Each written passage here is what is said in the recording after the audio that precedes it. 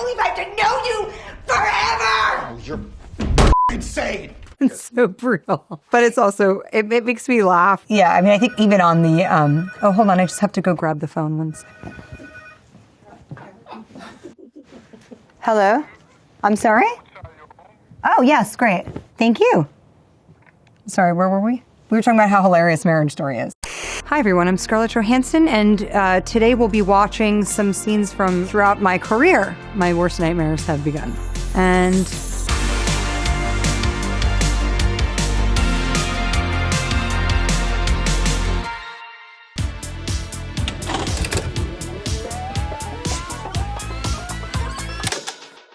how the hell did we get so far behind him? I don't know, it's just great. Jesus!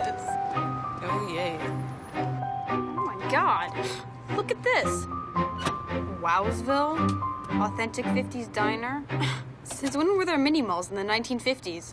that 15-year-old version of me is the same 15-year-old version of me and living inside my 40-year-old body. I don't think I've seen this film in, I mean, it's been legit like 20-something years. I have to say that out of all of the films that I've done, other than probably, some of the Marvel films I've done, or Avengers, obviously very meaningful to a wide audience of people. But I have to say, I get Ghost World is my favorite movie a lot. Whenever I hear that, I know that I'm talking to somebody who's like a real cinephile, probably a fan of either Daniel Clowes or Terry Zwigoff or both. It always makes me happy. It was I loved making this movie. It was 15. Everything was awesome. Hey, check out the awesome 50s hairdo on our waiter. Hi, my name is Alan, and I'll be your waiter this afternoon. Hi, Al. Can we call you Weird Al? I'd imagine so.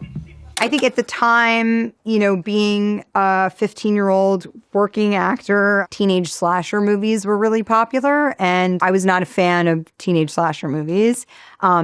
Not that there's anything wrong with this, it just wasn't my thing. It was rare to be offered something that was a film that I would go and see. And so when I read the script for Ghost World, it just felt very authentic to the dialogue that I was having with my friends. It felt quirky and interesting and different. And I loved Crumb, which was a film that Terry Zwigoff had made, and I was unusual. It was not what was kind of happening for an actor my age.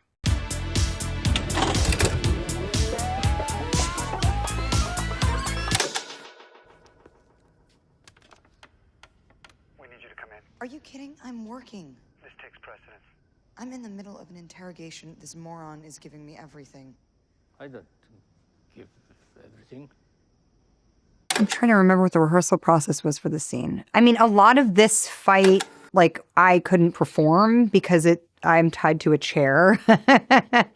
And it's actually, really burdensome. The incomparable Heidi Moneymaker, who is my stunt double for all of the Avengers films, and she is an incredible athlete, amazing performer. She knows me so well. She knows my capabilities so well because we worked together since I was, in Iron Man 2, I was 23 or 24 for a decade of time. We together created Black Widow and her style and her gait and her, all of the flourishes that come with her fight style and stuff like that. And so probably a lot of this chair sequence is the stunt team has done this amazing previs, and then you would work out what pieces that you would be able to be capable of doing and what pieces the stunt performer would be doing. And, and it kind of becomes a marriage of those two things. I do remember how challenging it was to learn the 4.5 seconds of Russian. That to me probably was more difficult than the stunt. If that makes any sense. It was a mental stunt. Yeah, that part I was way more stressed about the Russian than the chair.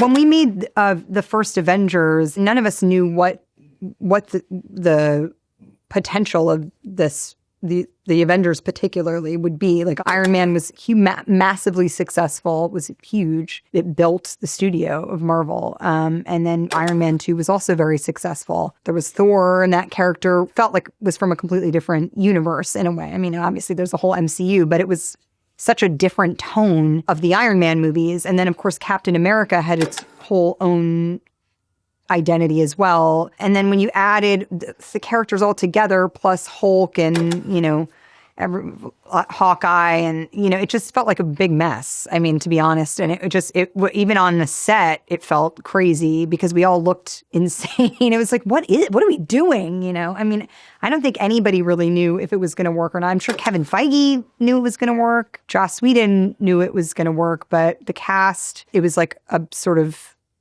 it was blind faith, basically, that we all had in Joss and in Kevin Feige. I remember the scene where we all are in that sort of, like right in front of Grand Central. It was like that big scene that, you see the 360 of all the characters together. That was the moment where all of us were like, I think this is maybe going to work. It felt powerful. And we were like, oh, we actually all, like when we watched the playback, it looked really cool, but so much of it didn't feel very cool when we were shooting it. We were so young, and we were having such a great time and such a great group of actors, and we all became such good friends. I have great memories of shooting it. It was just a blast. It's like a whole family for us. We've gone through all personally so many changes and ups and downs and in and outs and everything else, and we're all kind of like come out the other side a little bruised and battered, but but together, united.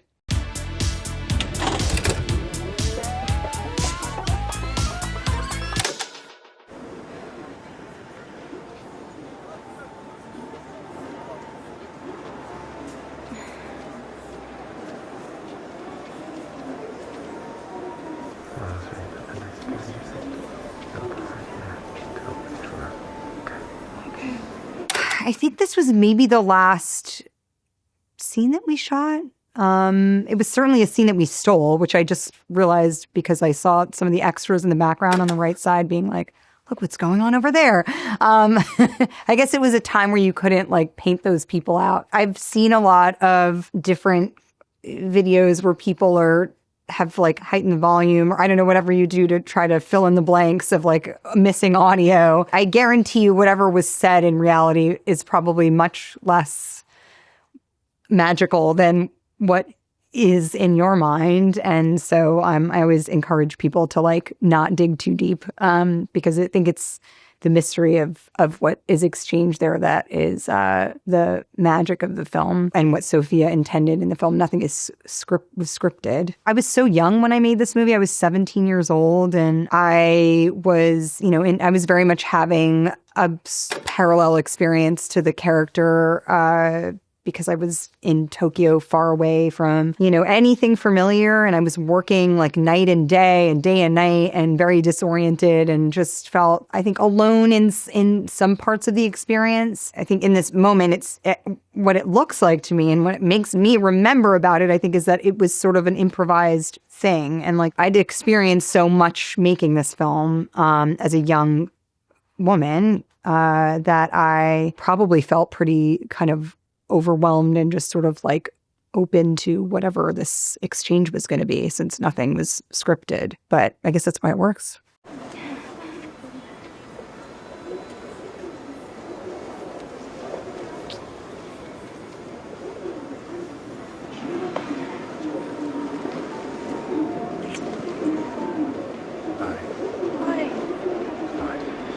I actually totally forgot that we kissed in this movie. So I was like, oh, wow, I forgot that happened. I haven't seen this film in so long. It's rare to like rewatch stuff. I guess if it was on, I would like probably stop and watch it for a while. It's so hard for me to have perspective on the work that I've done because it's such a like specific time and place captured on film. I mean, it's one of the great things about the art form is it's this like performances like frozen in time. It's not like theater, which is much more like ephemeral. It's like this is kind of the way that Sophia saw it, and then the performance that she edited was, the one that she I think desired or outcome for the character.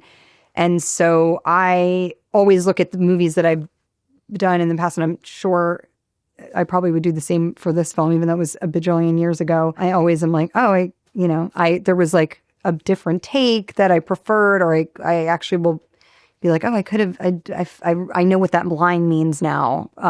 It was like not as meaningful then, or something like that. So it's hard for me to watch things without being, I try not to be too critical, especially because, it is what it is. But it's like, I'll go back in my mind and review my own performance and remember what I thought what was working then. And then I think what I would do differently if I could do it again.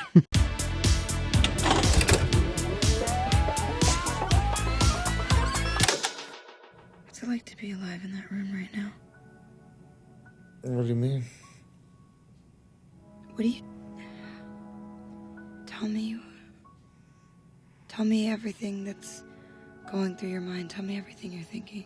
The recording process was pretty extensive. That's extensive, not expensive. No, it probably was also expensive, but because we spent so much time in the recording studio. I recorded some of this alone.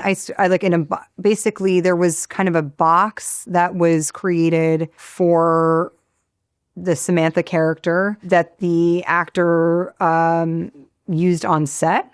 And so that box was brought into the recording studio. It was kind of like being in a phone booth, I would say, inside. I think it was just also to create the atmosphere of like being in this contained thing, because in fact, you don't really need to be inside a sound booth. You know what I mean? It was like a Spike thing. I don't know. He had some affinity for this little like prison box thing, but it actually did kind of work in an interesting, it did create this space that was so contained that it felt like you were like hyper focused on all the nuance of the vocal performance. And sometimes Spike would get in there with me. So he would be like in a little ball on the floor and we would read together like that.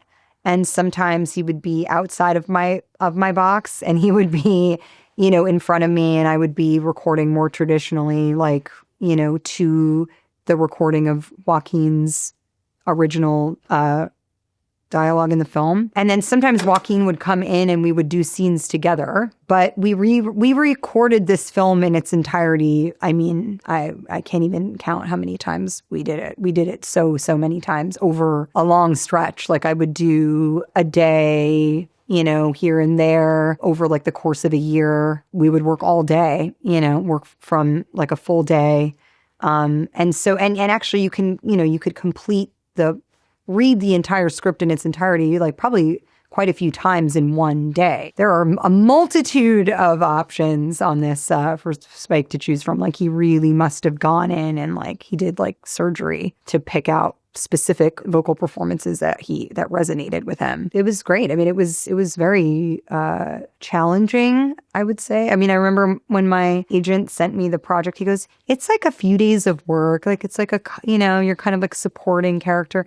And then I read the script and I was like, it seems kind of like extensive. Again, there's that word. And then I went and met with Spike and I realized, I called my agent. I was like, this is a massive job. I had no time to do it because I was doing a play at the time. But we did it. We figured it out over probably like a year. You've been through a lot lately. You lost a part of yourself. I mean, at least your feelings are real. I don't know. Never mind. I think this film presents a version of the not too distant future that where AI, I think that where we are able to like utilize AI in a positive way, to benefit humanity. It's an optimistic view.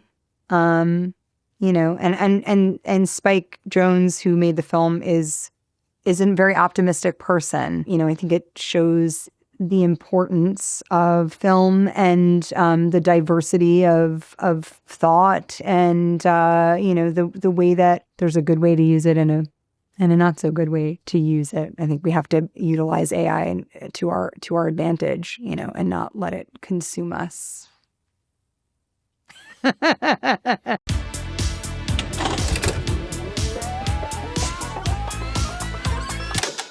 You think you found some better opposite guy than me, and in a few years, you rebel against him because you need to have your voice. But you don't want a voice. You just want to fucking complain about not having a voice. I think about being married to you, and that woman is a stranger to me. I mean, we had a child's marriage. You've gone back to your life before you met me. It's pathetic. It's so brutal. It's really brutal. Even on the day, it's just so cruel that it's, I don't know, there's like some gallows humor in it or something. Noah had such a specific idea of how he wanted to shoot this, and then he had it like edited in his mind. It's interesting even watching it now, like I'm paying more attention to like what shots he chose. It's such an interesting composition, this fight scene. It's so carefully constructed. But of course, like Adam and I are not thinking about that. We're just in the moment of the truth of what we're doing. And we shot this over a couple of days because we did it so many times. We must have had the fight in its entirety, like probably like 40 times, maybe more, like 50 times or something. Yeah, it's got to have been actually more than that now that I think about it, because you would do a setup and do like, 15 takes, and there's so many setups in it. So I actually don't even know. We could have done it like 80 times in its entirety. There's so much I didn't do. Oh, thanks for that. You're welcome. I can't believe I have to know you forever. Oh, you're fucking insane. And you're fucking winning. Are you kidding me? It was sort of like boxing, where you kind of like both go to your corners afterward. And, at the end of the scene, like the characters hold each other, and they kind of fall into each other and kind of become this like shape. There was a resolution at the end of each take. And then you just like need to kind of, separate for a little bit, just recover. But Adam has such incredible stamina, and he's just so present. He I don't think he knows how to be any other way. I mean, he's like that even just talking to him. He's just very, very present, and there's like no bullshit with him. He's just like everything just comes out of him. It's not like measured at all, and that makes it fun because you know what you're gonna. The scene then becomes really flexible, and there's a lot of like room to discover new things, especially if you're doing a scene 400 times.